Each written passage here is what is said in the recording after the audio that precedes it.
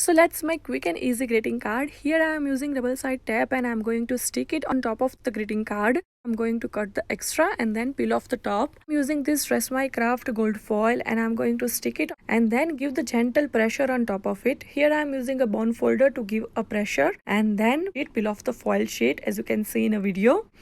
And in this way you can get a beautiful foil effect on your greeting card. And in the last, just decorate your greeting card with the embellishment, tags, the handmade flowers.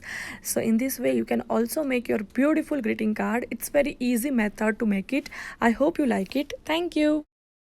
Let's make another greeting card with the gold foil. So here I am using spray adhesive and I am applying it on all over the paper. After that I am using this reactive foil. This foil is from Dress My Craft and I am sticking it on top of this adhesive and then just peeling it off. So you just need to do the same thing for a several times to get a beautiful gold foil effect on your paper. So in this way you can create a beautiful texture paper with the gold foil. I just love it. After that we're gonna make embellishment. So for that I'm using Dress My Craft 2.5 inch scalloped punch, 1.5 inch scalloped punch, and then I'm using this gold paper with the 2-inch circle punch.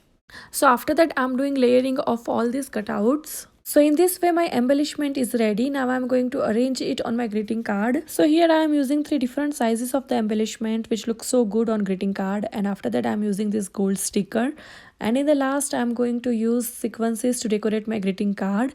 So in this way my greeting card is ready. I hope you like it. So I'll be sharing with you how to use Dress My Craft reactive foil with the stencil. So here I am applying Mod Podge on a stencil and then you got a beautiful design. After that I am using this gold foil and then I am using this heat gun. Don't use heat gun so much. Here I am using little so my glue can dry easily.